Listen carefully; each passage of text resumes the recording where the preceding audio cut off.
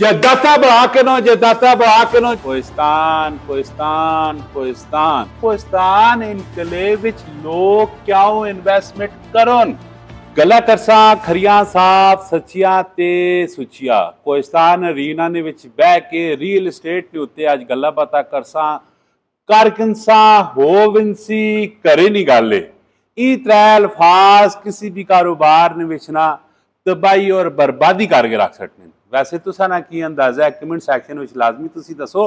माशाअल्लाह जी उस्मान भाई ने नाल इस टाइम बैठे पे हाँ कोहिस्तान अरीना ने विच ऑफिस ते और इन्हां कोल पुछदे हाँ कि आया कि सोसाइटियां ते होर इंतजार टैम तस्बींगल परोने रहने कोहिस्तान कोहिस्तान कोहिस्तान। अस्सलाम वालेकुम। वालेकुम सलाम। उस्मान भाई हमेशा जदों भी तुसा वेखा वे सोशल मीडिया होते ते काफ़ी एक्टिव रहे हो ते कोहिस्तान ही गाने गाने रहने हो की वजह सोसाइटियां तो और भी बहुत सारियां। सर जी कोहिस्तान इनक्लेव वाक एंड की पहली हाउसिंग सोसाइटी है जो गेटेड कम्युनिटी है और लोगों के बारे में अगर सोचें तो उनके लिए ये बेस्ट ऑप्शन है। यहाँ पे तमाम आपको एमिनिटीज़ मिलती हैं, अंडरग्राउंड इलेक्ट्रिसिटी मिलती है, आपको इंटरनेशनल स्कूल मिलते हैं, कमर्शियल मिलता है, हॉस्पिटल मिलता है और कुशादा सड़कें मिलती हैं। जो पार्क हैं वो हमेशा के लिए पार्क रहते हैं।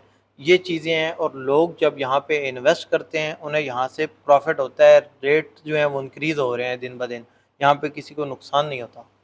वैसे तो सुनने कि प्रॉपर्टी काफ़ी सारी डाउन हुई पई है नाल ही पे आखने कि कोहिस्तान इनकलेव विच जेड़े पार्क हों ते हमेशा मरो पार्क ही रहने ते सारिया फैसिलिटियां मौजूद हों। वैसे ही जेड़ियां गल्लां पे करने तुसी ज़्यादा समझदार हो वाकई ही गल्लां सही पे करने कोहिस्तान इनकलेव विच सारा कुछ है वे कमेंट सैक्शन में तुसा लाजमी दसना है। हुण मैं दसो कि कोहिस्तान इनकलेव विच लोग क्यों इन्वेस्टमेंट करन। कोहिस्तान इनक्लेव तो मैं पहले भी दसा है कि वाह करनी सब तो बेहतरीन हाउसिंग प्रोजेक्ट है। वाह नहीं फैसिलिटी चे असा इस नाले ना प्रोजेक्ट नहीं मिलना कोई।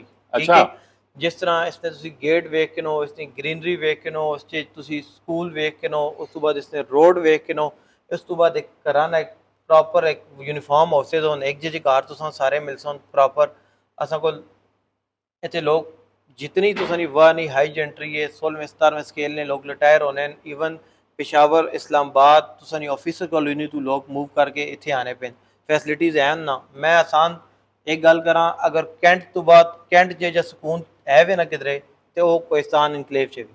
अच्छा ती ना कोई सुनने च आना पैना है कोई किस तरह फैला शैला पे देने ते कुछ नवे नवे प्रोजेक्ट भी किनके पे आने इसलिए उत्ते कितनी कुछ सदाकत है जरा खोल के दसो तो सही।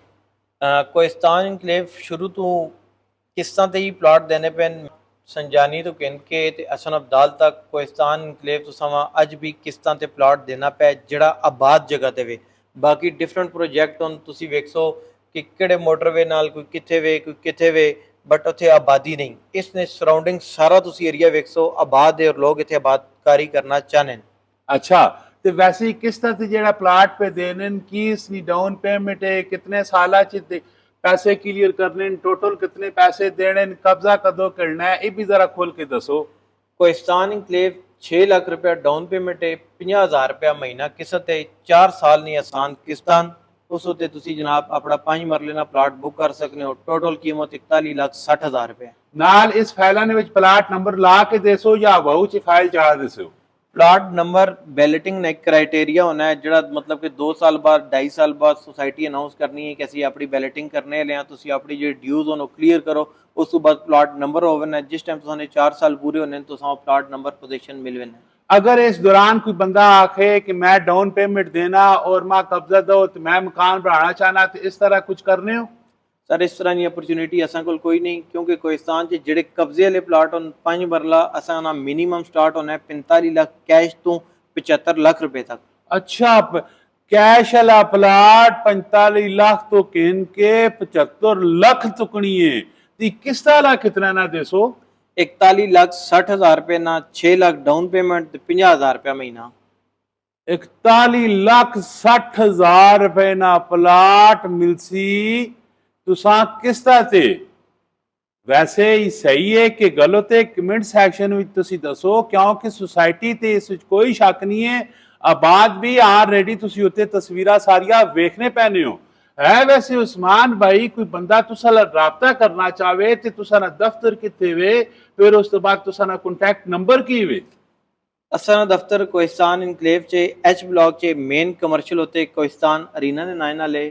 ते बाकी जेड़ा असा ना कॉन्टैक्ट नंबर है 0344 31 18 931।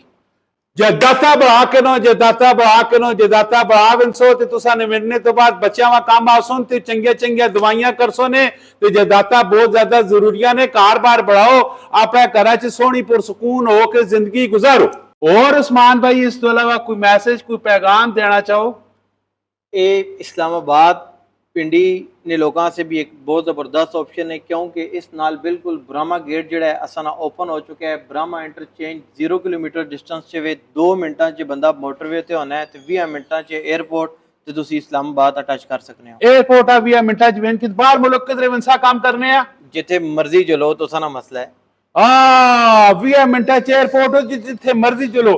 0344 31 18 931 कोहिस्तान ने हवाले नाल कोई क्यूरी होवे, कोई भरा किधरे भी कोई शै किन्ना पे होवे, लाजमी नहीं ऐसा करूँ जितो भी किन्ना पे होवे असा ना नंबर तुसां कोल हाजिर है, तुसी मशवरा कर सकते हो। उस्मान भाई फलानी चीज़ किन्ना पे ठीक है नहीं है, फलाने ब्लॉक च किन्ना पे कितने पैसे नहीं होवे कितने नहीं, असी तुसां मशवरा भी देसां फ्री विच देसो, फ्री ऑफ कॉस्ट फ्री विच मशवरा करने मारो। लाजमी तुसी उस्मान भाई ना राबता करियो, बेशक असाना ना भी चाह के नहीं होती तभी तुसा फ्री सर्विसेज देसो ते नाल चाह भी पिलासो ने ते रोटी भी खिलासो ने ते खैर तवाजुन भी करसो ते एक दफा इन्हें दफ्तर भी जरूर तुसा विजिट करना है।